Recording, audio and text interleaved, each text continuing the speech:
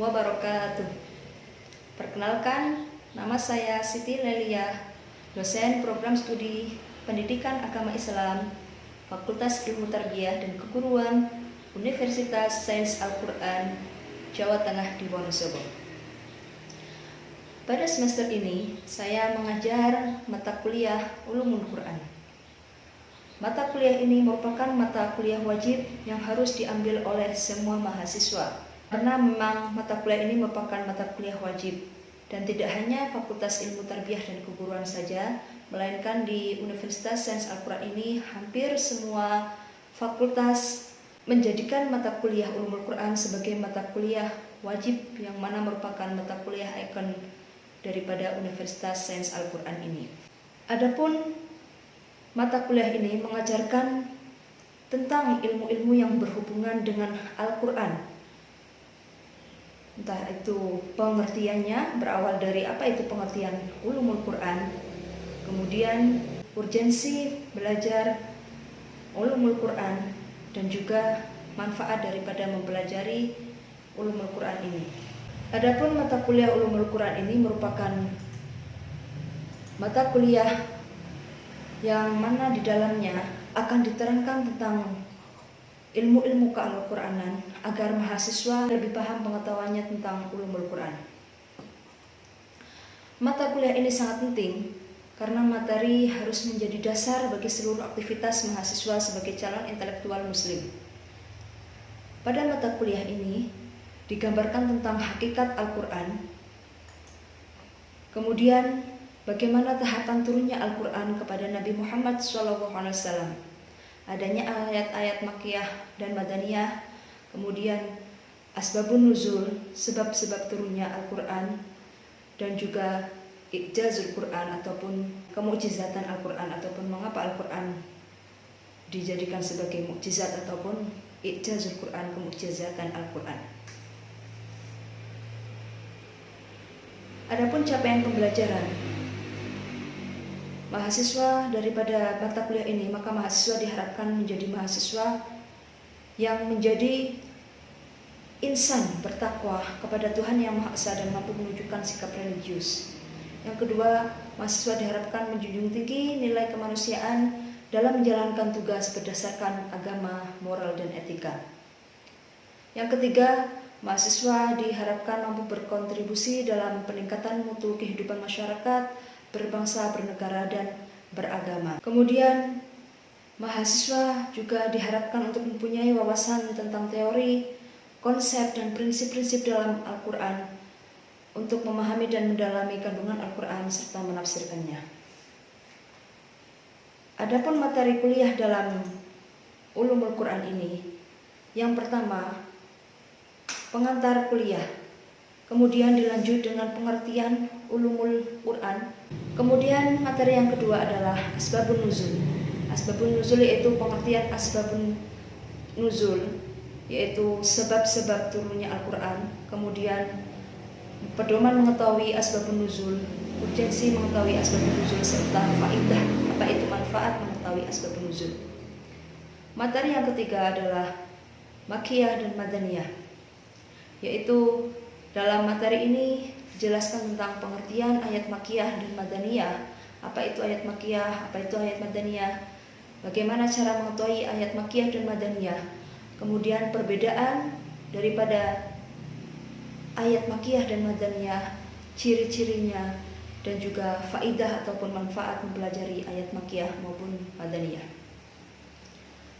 Materi yang selanjutnya adalah i'jazul Quran, yaitu meliputi pengertian i'jaz, syarat-syarat mukjizat, macam-macam mukjizat, kemukjizatan Al-Quran, dan juga faidah pembahasan i'jaz Al-Quran, supaya mahasiswa lebih mengetahui secara mendalam tentang kemukjizatan Al-Quran.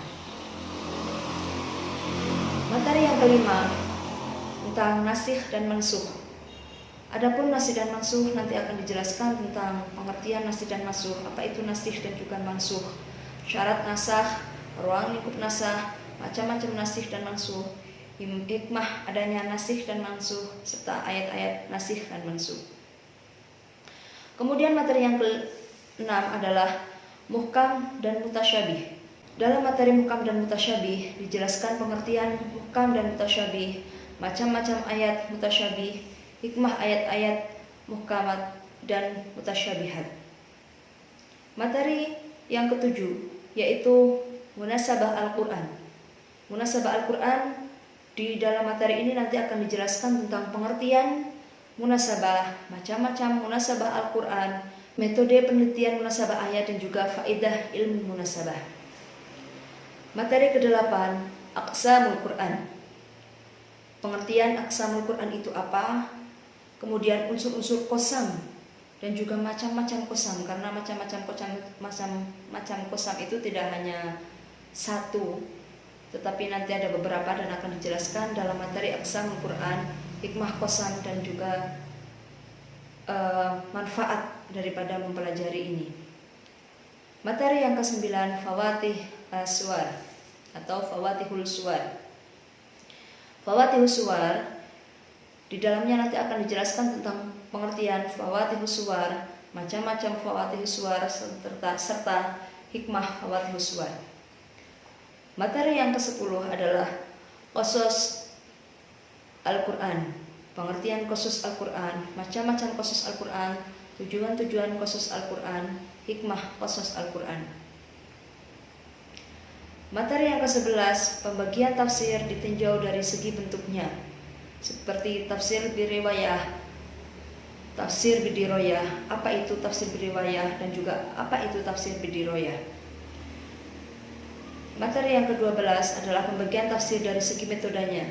Kalau sebelumnya adalah pembagian tafsir ditinjau dari segi bentuknya, maka materi selanjutnya adalah pembagian tafsir dari segi metodenya. Dan materi yang terakhir adalah pembagian tafsir dari segi coraknya. Adapun referensi buku yang diambil ataupun yang digunakan dalam mata kuliah ini adalah buku Ulumul Quran karya Muhammad Ghufron, penerbit Teras Yogyakarta tahun 2013, dan juga buku Ulumul Quran karya Usman, penerbit Teras dari Yogyakarta tahun 2009. Kemudian buku Dinamika Studi Al-Quran karya Abdul Mustaqim, penerbit PPLSQ Ar-Rahmah, dan juga buku dari Ahmad Taufik, Amal Taufik, tentang yang mana judulnya Tafsir Kontekstual Al-Quran, penerbit Mizan Bandung. Metode pembelajaran dalam kuliah ini adalah metode ceramah dan juga metode diskusi, yang mana nanti mahasiswa diminta untuk berdiskusi bersama untuk mencari dan juga membahas beberapa pembahasan yang perlu dibahas agar mereka lebih mendalam pengetahuannya tentang materi-materi yang ada di dalam Ulumul Quran. Untuk interaksi dengan mahasiswa, saya menggunakan media WhatsApp untuk memudahkan komunikasi dan juga untuk memudahkan bimbingan dengan mahasiswa. Apabila ada pertanyaan ataupun ada hal-hal yang belum mereka ketahui, maka mereka diperbolehkan menghubungi dosen melalui ataupun via WhatsApp dengan kode etik yang telah ditetapkan dari fakultas, seperti halnya untuk pertama mengucapkan salam, kemudian memperkenalkan diri, nama, NIM, prodi, dan kemudian menuliskan tujuannya. Kemudian untuk interaksi yang kedua, saya menggunakan media Zoom, dan yang ketiga adalah menggunakan Google Meet untuk melaksanakan perkuliahan, dan juga ada e-learning juga dari yang disediakan oleh kampus, yang mana Darling. Di dalam Darling juga disediakan tentang absen, ada absen, kemudian ada tempat untuk materi, mengunggah materi, dan juga ada kolom diskusi. Jadi ketika dosen nanti ketikanya sudah upload materi, mahasiswa bisa berdiskusi secara online pada kolom yang telah disediakan di e-learning Darling Universitas Sains Al-Quran. Untuk asesmen ataupun penilaian, saya ambil dari beberapa poin. Yang pertama adalah kedisiplinan 15%. Kedisiplinan ini menyangkut daripada kehadiran, pakaian, dan juga tingkah laku. Kemudian penilaian kedua diambil dari tugas dan partisipasi dalam diskusi 25%. Jadi ketika mahasiswa mana yang lebih aktif maka akan ada nilai plus. Misalnya untuk mahasiswa yang sering bertanya maka akan ada nilai plus tersendiri daripada mahasiswa yang hanya mendengarkan dan duduk manis saja. Kemudian nilai UTS 25% dan juga nilai UAS 25%. Dan adapun untuk melengkapi deskripsi diri pengajaran saya, maka akan saya tampilkan pengajaran perkuliahan Ulumul Quran di kelas saya. Assalamualaikum warahmatullahi wabarakatuh. Waalaikumsalam warahmatullahi wabarakatuh. Apa kabar semuanya? Semoga semuanya tetap sehat ya. Baik, untuk mulai perkuliahan kita pada hari ini, mari kita mulai dengan membaca basmalah bersama. Bismillahirrahmanirrahim. Bismillahirrahmanirrahim. Untuk pada kesempatan kali ini, materi yang akan kita bahas adalah ayat makkiyah dan ayat madaniyah. Untuk teman-teman, absennya nanti bisa kalian akses di Darling, okay? Kalian buka Unsik, SDM Unsik, kemudian kalian bisa mengisi di kolom Darling, seperti itu secara online. Baik, kita mulai perkuliahan kita pada hari ini, yaitu ayat makkiyah dan ayat madaniyah. Sebelum kita masuk ke materi, teman-teman di sini pastinya banyak yang dari pesantren ya. Ini Mas Iqbal, apa itu ayat makkiyah? Ayat makkiyah ialah ayat yang turun sewaktu Kanjeng Nabi masih di Mekah. Oh ya, bagus. Ayat makkiyah, ayat yang turun ketika Kanjeng Nabi di India. Oke.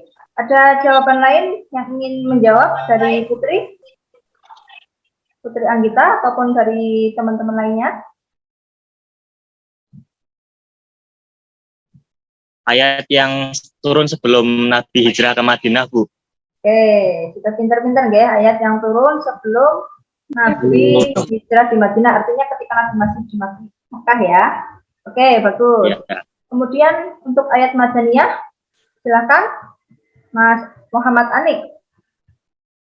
Ya, berarti setelah Nabi hijrah ke kota Madinah. Oke, cerdas ya. Kalau makkiyah sebelum hijrah, kalau madaniyah setelah hijrah. Oke, baik. Kita masuk ke materi. Nah, ini pengertian makkiyah dan madaniyah. Secara umum, makkiyah diartikan berasal dari kata Mekah, ya. Kata-kata makkiyah itu berarti Mekah dan madaniyah itu artinya Madinah. Nah, maksudnya bagaimana? Artinya secara harfiah itu bahwasanya makkiyah itu merupakan surat ataupun ayat yang diturunkan di Mekah. Nah, begitu juga sebaliknya. Kalau madaniyah adalah surat atau ayat yang diturunkan di Madinah. Nah, ini ada jawaban tadi kalau ketika Kanjeng Nabi masih di Mekah ataupun ketika Kanjeng Nabi belum hijrah ke Madinah. Nah, ternyata pengertian itu nanti kita tinjau dari beberapa aspek. Tapi untuk pengertian secara mudahnya, pengertian yang paling simpel, ayat makkiyah adalah ayat yang diturunkan di kota Mekah. Sedangkan untuk ayat madaniyah itu adalah ataupun surat madaniyah itu adalah surat yang diturunkan di kota Madinah. Ini adalah pengertian secara simpelnya. Okay? Karena nanti pengertiannya nanti kita bisa lihat dari aspek makani, zamani, syaksi, dan juga secara global. Kita lanjut. Nah, kenapa kita harus mengetahui ayat ataupun surat makkiyah dan madaniyah? Yang pertama, untuk mengetahui mana ayat yang turun lebih dahulu dan yang turun belakangan, ya, artinya sebelum Nabi hijrah maupun setelah Nabi hijrah.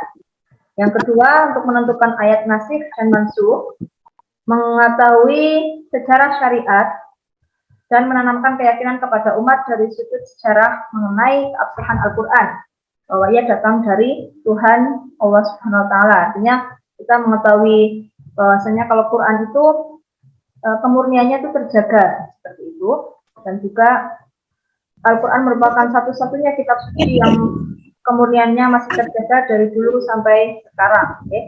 Sampai akhir nanti hari kiamat. Oke, kita lanjut. Pengertian Ittijah makani, oke, dari segi makani. Jadi kita sudah melihat dari sebelumnya. Kalau tadi yang pertama, untuk pengertian secara simpelnya ini, Makkiyah yang diturunkan dari Mekah, sedangkan Madaniyah adalah ayat yang diturunkan dari Madinah. Ternyata ada beberapa pengertian lain. Selanjutnya adalah ittijah makani, dilihat dari segi makani. Makani ini bukan artinya makan ya, dari bahasa Arab, makani artinya tempat. Nah, ayat Makkiyah ditinjau dari, kita melihat dari segi tempat, artinya ayat Makkiyah itu apa? Ayat yang turun di Mekah dan sekitarnya. Tadi Mas Iqbal sudah menjawab ya, ayat yang diturunkan ketika Kanjeng Nabi berada di Mekah. Nah, begitu juga ayat Madaniyah. Untuk ayat Madaniyah merupakan ayat yang turun di Madinah dan sekitarnya. Landasan ini berasal dari riwayat Abu Amr dan Usman bin Sa'id Ad-Darimi. Kemudian ada pertanyaan, bagaimana kalau ada ayat ataupun surat yang turun di luar Mekah dan Madinah, apakah ada? Ya, padahal kita tahunya ayat hanya ada dua, Makkiyah dan Madaniyah. Nah, ini ada pengecualian, bahwasanya ada beberapa ayat yang diturunkan di luar kedua kota tersebut. Lalu masuk kategori mana? Ini jawabannya. Seperti Quran Surat At-Taubah ayat 42, turun di daerah Tabuk jauh dari Mekah dan juga jauh dari Madinah. Nah, untuk menjawab ini, ternyata ada sebuah riwayat bahwasanya dari At-Tabrani dan Umamah bahwa Al-Quran diturunkan di 3 tempat, yaitu Mekah, Madinah, dan Syam. Tapi untuk hal ini hanya untuk pengecualian, ya. Beberapa tidak semuanya. Tapi untuk secara garis besar, Al-Quran itu diturunkan di Mekah dan Madinah. Sekarang pengertian dari segi zaman, segi waktu. Hijrah Nabi sebagai batas waktu. Oke. Nah, untuk dari segi waktu, ayat Makkiyah itu adalah ayat yang turun sebelum hijrah Nabi. Artinya kalau Nabi itu belum hijrah, berarti Nabi berada di mana? Di Mekah, ya. Nah, itu ayat yang turun sebelum hijrah Nabi, walaupun ayat-ayat tersebut turun di luar Mekah. Nah, ini adalah panduannya, yang kita pegang adalah cara waktunya. Jadi ketika Nabi belum hijrah, kalau sudah ada ayat yang turun, maka itu ayat tersebut disebut sebagai ayat Makkiyah. Nah, untuk ayat Madaniyah adalah ayat yang turun sesudah hijrah Nabi. Artinya apa? Ketika Nabi sudah hijrah dari Mekah ke Madinah, itu kok ada ayat yang turun dan diturunkan kepada Nabi, itu namanya adalah ayat Madaniyah. Jadi untuk mengetahui pengertian Makkiyah dan Madaniyah, itu kita harus melihat dari beberapa aspek, ya, seperti itu. Teori ini mencakup seluruh ayat dalam Al-Quran, sehingga mayoritas ulama menganggap bahwa teori ini yang paling tepat. Artinya kita pengen tahu ayat ini Makkiyah atau Madaniyah, nah kita lihat ayat ini turunnya kapan. Dilihat dari segi waktunya. Nah, untuk melihat dari segi waktunya adalah yang paling tepat. Karena kebanyakan ulama itu menganggap ataupun menilai bahwasanya mana yang Makkiyah dan mana yang Madaniyah itu dari dilihat dari segi waktunya, bukan dari segi makani. Seperti itu. Oke, jadi perlu digarisbawahi, ayat Makkiyah dilihat dari segi waktu adalah ayat yang turun sebelum hijrah Nabi.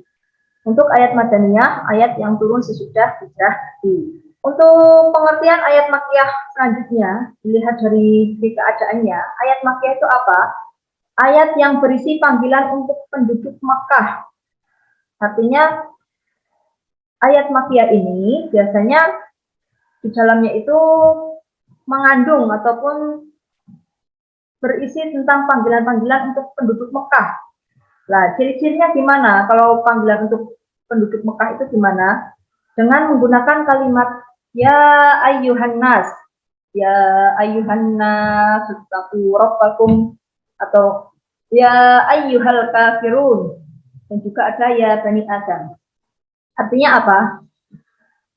Ya ayyuhan nas itu adalah panggilan untuk penduduk Mekah, yang mana mereka itu rata-rata pada zaman waktu itu, pada zaman Kanjeng Nabi itu, mereka masih belum beriman kepada Nabi, makanya panggilannya itu masih umum, ya, masih umum, artinya masih menggunakan ya ayyuhan nas, wahai para manusia, seperti itu.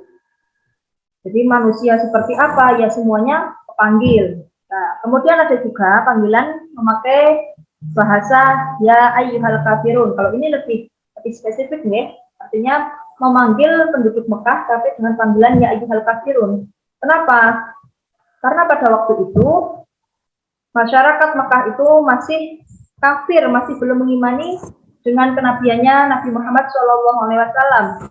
Jadi mereka masih kafir gitu ya, belum menjadi orang yang mukmin, belum beriman kepada Nabi dan juga kepada Allah Subhanahu wa taala. Kemudian panggilan yang selanjutnya adalah menggunakan kata-kata ya Bani Adam. Ini juga masih umum ya ayuhan nas dengan ya Bani Adam, artinya ya ayuhan nas manusia, ya Bani Adam, kita semua juga Bani Adam. Jadi masih umum sekali. Wahai anak Adam, ada perintah apa dan lain sebagainya. Ya, jadi untuk kita bisa melihat ayat tersebut itu sebenarnya apa? Ketika ya ayuhan nas berarti itu bisa dimasukkan dalam kategori ayat makiyah.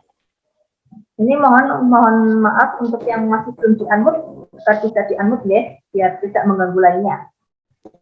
Oke, kita lanjutkan ke ayat madaniyah. Kalau tadi ayat makiyah itu berisi ya Yohanes, ini berbeda dengan ayat madaniyah. Perbedaannya apa? Ayat yang berisi panggilan untuk penduduk Madinah biasanya dengan menggunakan kalimat ya ayyuhalladzina amanu. Ya ayyuhalladzina amanu kutiba alaikumus syiyam kama kutiba alal ladzina min qablikum ila akhir ayat. Atau ya ayyuhalladzina amanu yang lain sebagainya, itu sangat banyak. Nah, kenapa ketika memanggil penduduk Madinah itu menggunakan ya ayyuhalladzina amanu, tidak menggunakan ya ayyuhan nas?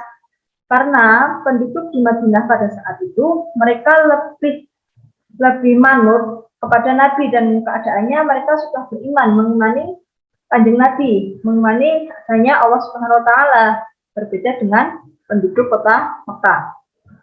Jadi khusus untuk penduduk kota Madinah, masyarakat Madinah, perintahnya ini panggilannya menggunakan ya ayyuhalladzina amanu, wahai orang-orang yang beriman, karena bisa dipastikan mereka di sana itu sudah beriman. Seperti itu. Berbeda nggak ya ayyuhan nas, ya ayyuhalladzina amanu. Nah, kita termasuk yang mana? Kita termasuk beriman atau tidak? Kalau beriman berarti kutiba alaikumus syiyam, diwajibkan kepada kalian untuk berpuasa. Landasan dari riwayat Abu Ubaid dalam kitab Fadhailul Quran, maka nafil Qur'ani biya ayyuhan nas atau ya bani Adam fa innahu makiyun. Ketika menggunakan ya ayyuhan nas atau ya bani Adam fa innahu makiyun, maka sesungguhnya itu adalah makiyah. Wa maka biha ayyuhal ladzina amanu fa innahu madaniyun. Maka sesungguhnya itu adalah ayat madaniyah. Nah, kemudian di sini ada beberapa catatan, ya. Ada ayat yang dimulai dengan ya ayyuhan nas, tapi masuk dalam ayat madaniyah, seperti Quran surat An-Nisa ayat 1 dan ayat 133. Ada ayat yang dimulai dengan ya ayyuhalladzina amanu, tetapi masuk kategori ayat makiyah, seperti Quran surat Al-Hajj ayat 77. Nah, ini namanya pengecualian. Lanjut. Secara madmuni ya, berbasis pada isi ayat atau surat. Nah, ayat makiyah, kalau dilihat dari berbasis pada isi atau ayat atau surat, kalau makaniyah itu biasanya surat ataupun ayatnya berisi cerita umat dan nabi terdahulu, yang menceritakan tentang umat-umat dan nabi-nabi terdahulu itu tergolong menjadi ayat makiyah. Sedangkan untuk ayat madaniyah ini berisi tentang hudud dan juga faraid, seperti itu. Jadi berbeda, ya. Jadi perbedaannya kalau makiyah itu berisi cerita umat dan nabi terdahulu. Kemudian untuk madaniyah ini adalah surat atau ayat yang berisi hudud faraid. Kita lanjut. Nah, ada beberapa ciri atau tanda yang bisa dikenali. Bagaimana cara mengetahui kategori ayat makiyah atau madaniyah? Ada beberapa ciri atau tanda yang bisa dikenali. Ini ada banyak sekali, ya. Surat makiyah berjumlah 82. Apa saja? Teman-teman nanti bisa melihat di sini.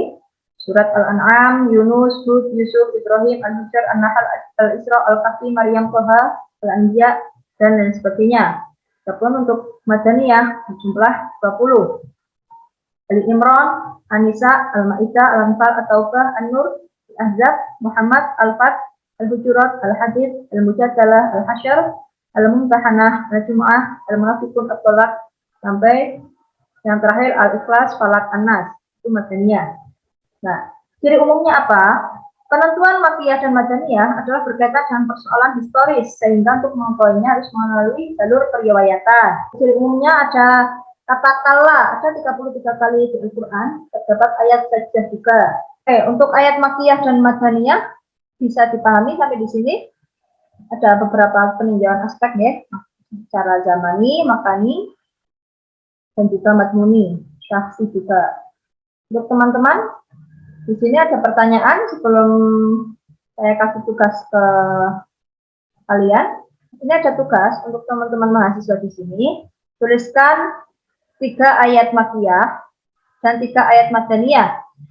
Kalian bisa menyelesaikan tugas ini secara kelompok ya, artinya bisa satu kelompok itu 3 orang. Kalian bisa mendiskusikannya melalui jalur WhatsApp. Kemudian nanti kalian bisa, misalnya satu kelompok itu Anik, Ardin, dan juga Junita. Ini misalnya jadi satu kelompok. Nanti kalian komunikasi di WhatsApp apa saja ayat makiyah dan ayat madaniyah. Kemudian sebutkan ciri yang menunjukkan ayat tersebut itu makiyah atau madaniyah. Dan nanti jawabannya bisa dikirim di sistem akademik. Bisa dipahami untuk tugasnya? Mohon maaf Bu. Ya, gimana? Tadi ulang Bu tugasnya. Untuk tugasnya tersebut kelompoknya boleh memilih sendiri Bu. Boleh, Terserah ya. ya boleh. Atau Mas Iqbal sebagai komting bisa menunjuk, nanti bisa dilampirkan di sistem akademik, ya di kolom tugas. Satu kelompok berapa orang Bu? Maksimal 3. Maksimal 3 Bu, berarti 2 boleh Bu. Boleh, 2 boleh. Yang penting kalian punya partner untuk berdiskusi. Apa deadline-nya kapan Bu? Untuk deadline-nya nanti sampai minggu depan, nanti saya periksa minggu depan ya. Jadi minggu depan sudah terkumpulkan semua. Paham semuanya? Bu, paham Bu. Oke, paham ya? Bu sudah. Oke, terima kasih. Untuk pertemuan kali ini kita cukupkan. Semoga bermanfaat. Dan mari kita akhiri dengan membaca hamdalah bersama. Alhamdulillah. Saya akhiri. Wassalamualaikum warahmatullahi wabarakatuh.